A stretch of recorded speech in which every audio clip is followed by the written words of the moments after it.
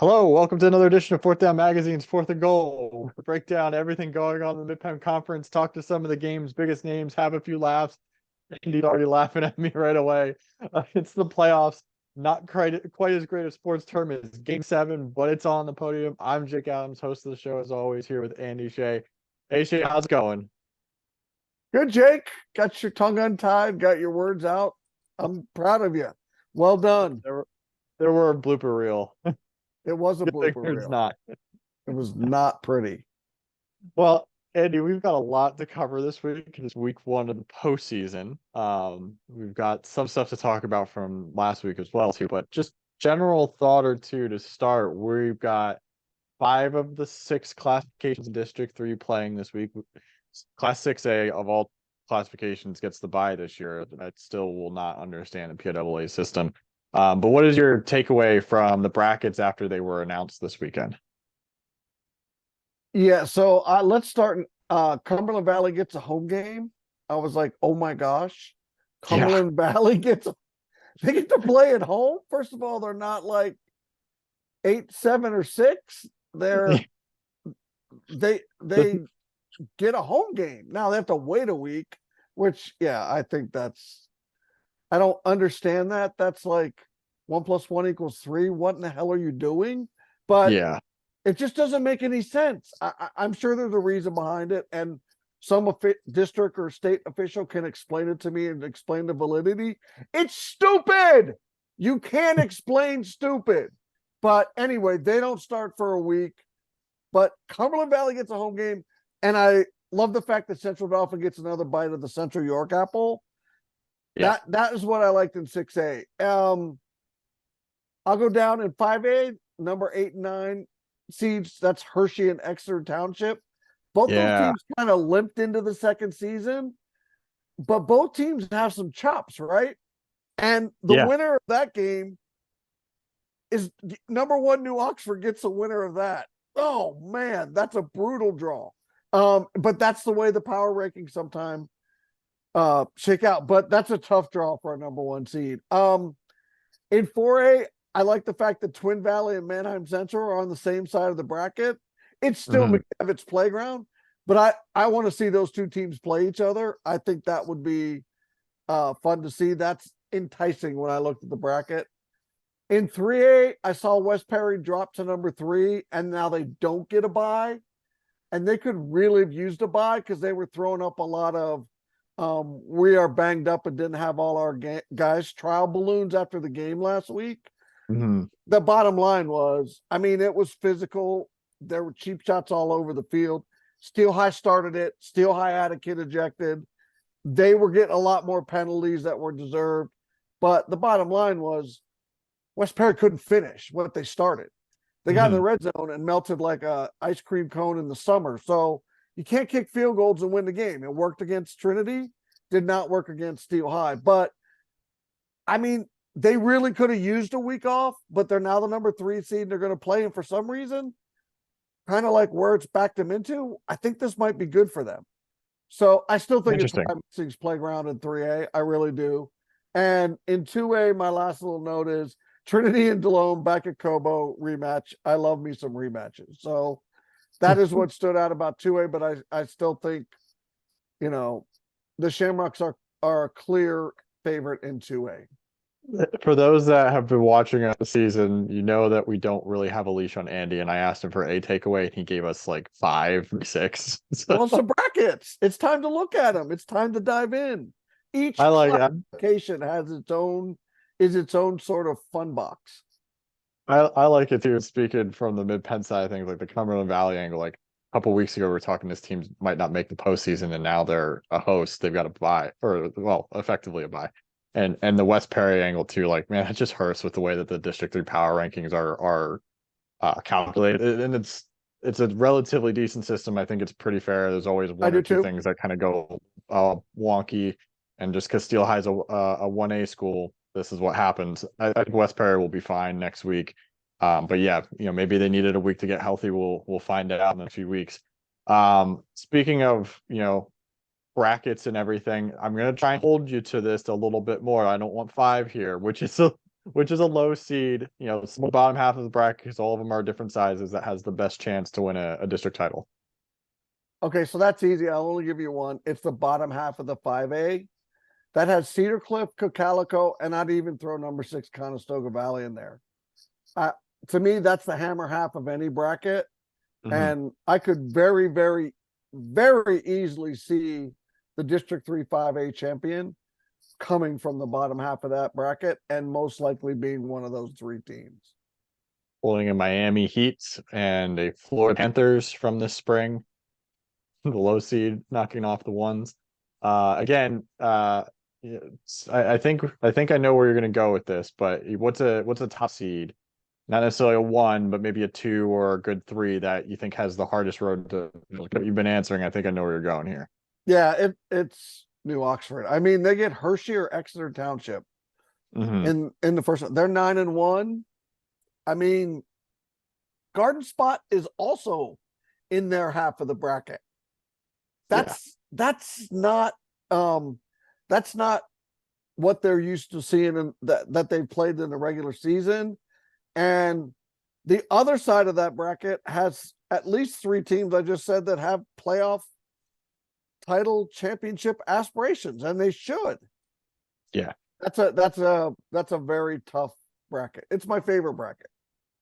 It's 6A, I remember in previous years was always like, man, you had Central Dauphin and Cumberland Valley and Harrisburg that were usually jockeying there, plus an LL team in there usually, and this 5A bracket this year, like you look at it up and down, it's like, oh my God, I have not much more to say than that. Yeah. So to wrap up, like this intro section here a little bit before we bring our guest on, do you see? It's a lot of good matchups this week, but what do you think is the best matchup this weekend? So I only get one. I'll grant you more than one. This has been your routine already today. You can have more I'll than give one. you 2. Exeter and Hershey. I love that game. Okay. I still think Exeter is the favorite, but I like that game. And Trinity and Delone back at the Como. I know it was 49-12 the first time. I think I have that score right in my head. Yeah. But that was 2.5 months ago, right? Like that was in August. And a little bit bordering on a lot has maybe changed for both teams. And remember, Delone got off to a dreadful start overall. So, and Trinity was part of it. So that one's very intriguing. I think that'll be a fun game. I'll throw this Central York game. That should be a good one as well. We've seen, how Central York has done against the Mid-Penn teams already this year. So that should be a good matchup to open. But that game's not till next week because I know. 3. That's stupid. I know. Maybe I should have held off for a little bit, but yeah. So it's going to be a really good week of football. The 6A teams, like we've been mentioning, are going to get a chance to take a breather here for a little bit, and then we'll have a pretty giant slate again next week. And we're excited for this one, and I know we've got a guest coming on here that's going to be just as excited as well. We'll bring him on right now.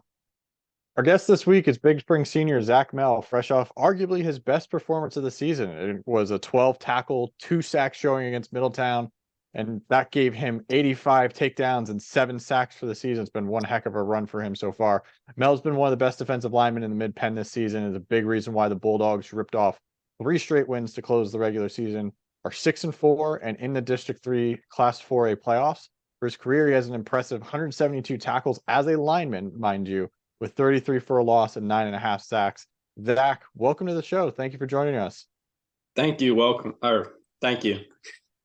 Hey, Zach, I'm going to start out. First of all, Jake, takedowns are wrestling, but we'll give you a pass. First of all, congrats to you and the Bulldogs on a second season berth. I think you had to play 4 teams, maybe 5 teams, at least 4 that are playoff bound. And in the division you're in, you had to play Murderers Row, which is not only did you have to play them, but you had to play Steel High, West Perry, and Trinity all in back-to-back weeks. So as a member of the Capital Division, you make the postseason with a 6-4 record as a number 10 seed in 4A. that is a road less traveled by most, and that is an earned postseason berth. So make sure you guys enjoy your game against Elko this weekend. My question is, looking back, right? Like you lost to Greencastle Open the season, 50-50 game, right? You could have won, they could have won.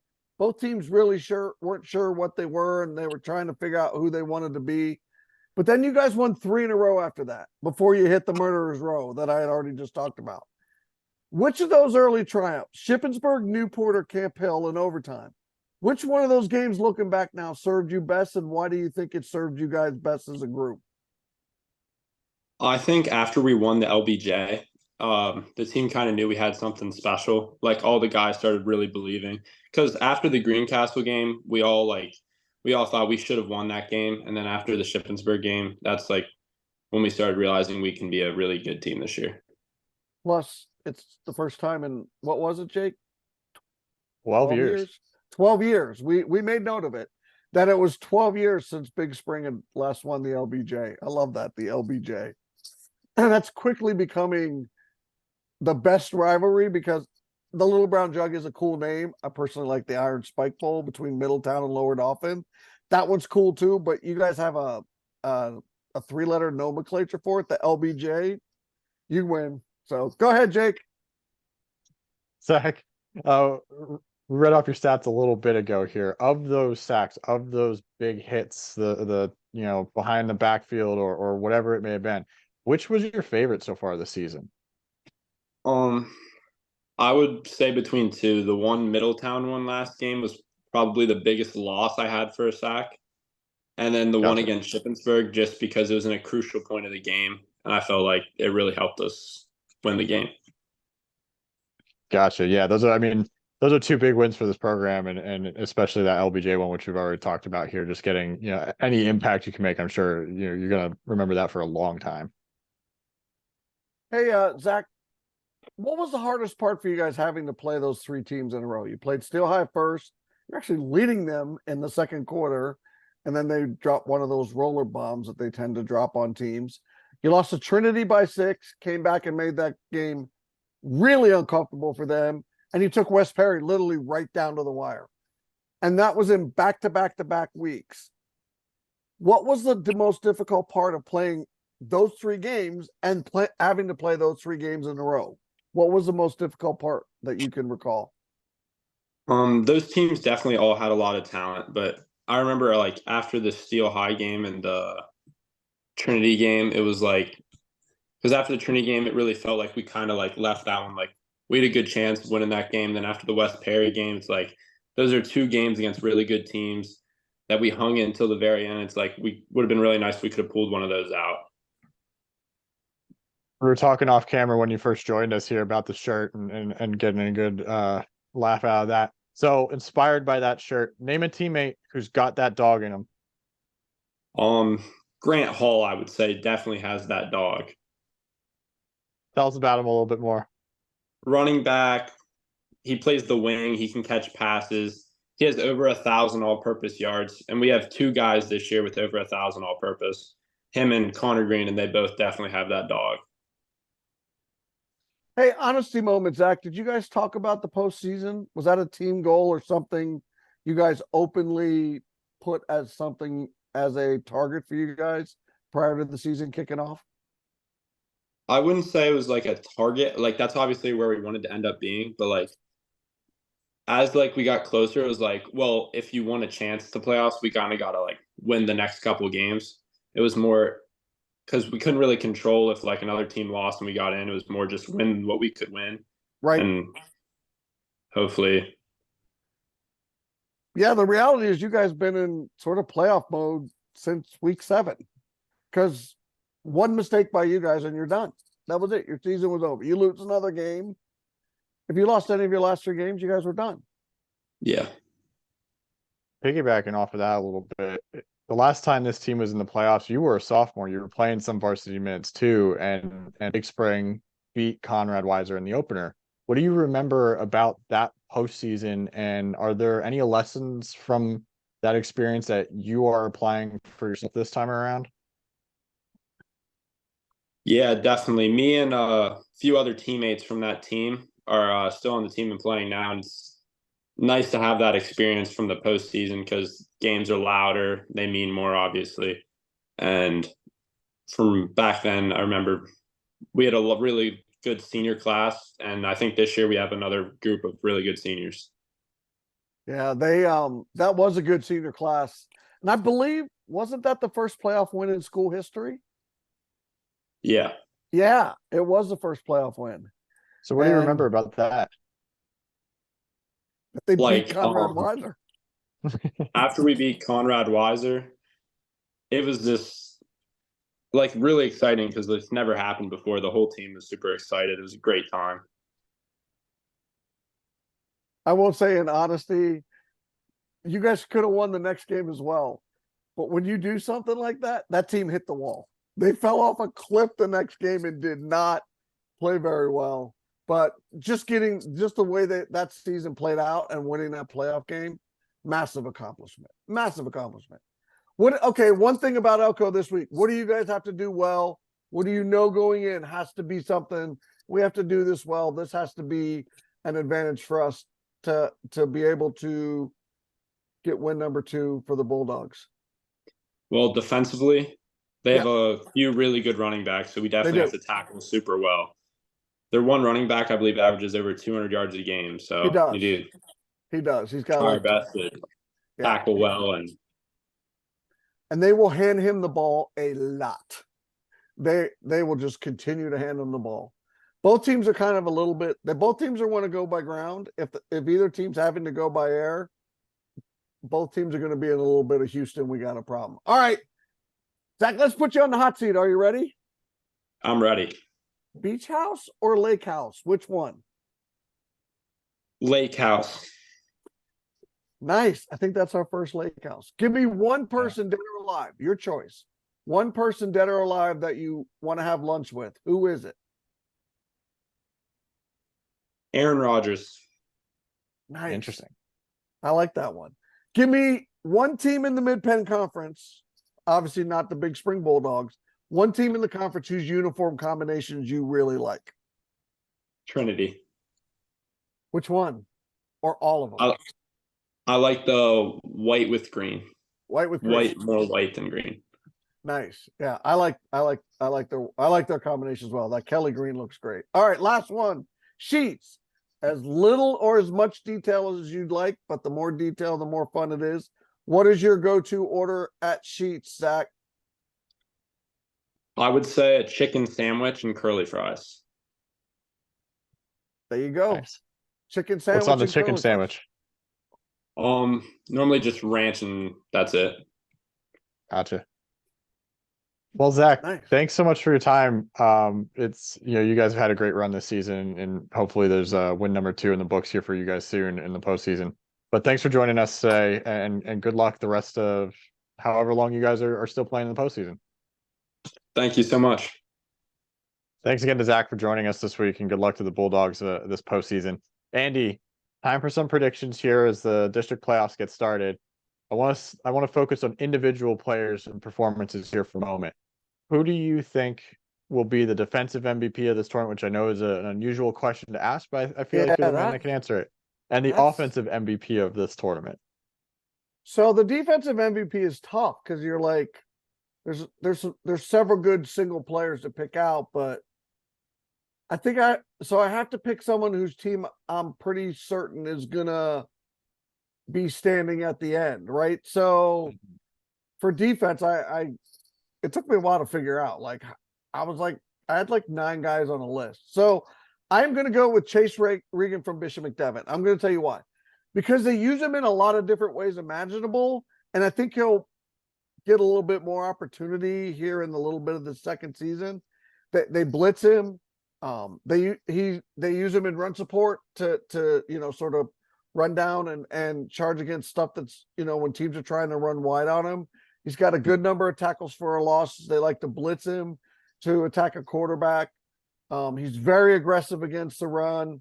He has a couple picks this season. So it's like not one of the like guys you'd identify as the best player, defensive player in the tournament. But I think he's a guy that does a lot of unique things and different things for a team that I think will be there for a while. How's And that? you've established before too, like you look at valuable in MVP very, Correct. very closely, and value can be how you're Correct. utilized. So that fits. Correct. Yes. Yes. How about And offensive MVP? yeah, this one was easy.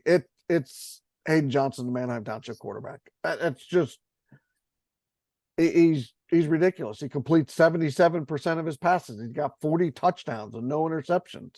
They haven't played a tomato can schedule. I mean, they've had a few softballs here and there, but it's not like they played a tomato can schedule. He's got, 2,300 yards. He's got another 300 yards and 6 or 7 touchdowns rushing. He's got weapons around him. It's just someone's going to have to figure out a way to do something to get that kid off his spot and not complete almost 8 out of 10 passes, or nobody's going to have a chance to beat that team. Such a good crop of quarterbacks in this district There are. championship this year. It's so crazy. That's the story of the 2023 playoffs. It's the year of the quarterback. And you know who you're picking him over to is the Irby, state's all-time passing leader, Stone Saunders. Yeah, Now we're just talking District 3, right? Like, yeah. and if you want to talk about, so the game with West Prairie last week in Steel High was chaos, and I wrote it in my Making the Grade, but I think it's good to say it here. The poise and calmness and sort of the way he kept himself sort of on task, and he runs that show. He moves everybody around. They had a key weapon get kicked out. He is running that offense seamlessly. And I think he was 24-27. Yeah. He is completely in charge of that show. And they're going to be very difficult to not win the state title. It's going to be very difficult to beat that team. But at the 6A level and what is going to be asked of him, Hayden Johnson's going to have a bigger ask. Gotcha. So speaking of champions here, you already kind of gave away Steel High. You think they're going to be, PIAA champion. Let's go class by class, 1A through 6A, since 1A's champion is going to be the first to get crowned in District 3. Yeah. Which teams will win the district championships this year? 2A, I'm going to go with Trinity. 3A, I go Chalk and Wyomissing.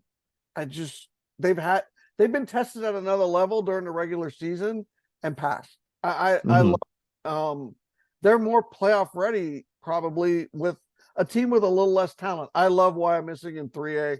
4A is McDevitt's playground. 5A is Box of Chocolates, but I'm going to take the third row, second chocolate from the right, and that's Cacalico. And in 6A, I'm taking Manheim Township. I want to I don't know how you beat that football team at District 3. I think Harrisburg's got tools to do it, but Harrisburg already got taken out sort of behind the woodshed by them. Yeah. It's going to be, I think, from my vantage point, seeing the Steel High Trinity while missing, those ones make a lot of sense. Those seem fairly straightforward this year, and Steel High has just had stranglehold on 1A for, man, it feels like a decade. But yeah, it gets more intriguing the higher up we go. You think 4A has intrigue to it, Jake? I'm sorry to stop you, but really? No. Let's get to 5A and 6A. Yes. Okay. Yes. You're right. You're right. I misspoke by not including McDevitt, but I want to actually follow up with you real quick here. I know we're wrapping up the show for this week, but the Cocalico one, with everything we've talked about today about how wide open that district or that division classification is. Yes. What about them do you think makes them the future champion here in a couple weeks? Who they played, who they beaten, right? And the way they can control a football game, I don't see anybody else in this bracket that can sort of knock them off and out of their comfort zone, because once they get their meat hooks into you, they are just like a machine. They are very, very, very complete and thorough in what they want to do. If you could get them wobbling and going a little bit sideways, you could score some points on them. But if you can't knock them off, they're just going to run that machine right through you. They're 9-1. They've played a quality schedule. They beat the living snot out of Mannheim Central. They beat Lampeter Strasbourg. I liked who they played, who they beat, the way they do it. And they lost their first game of the year to Hempfield, which was a head scratcher by 3 points. But I just think they're the hardest team to beat in the bracket. Hardest team to beat in our bracket.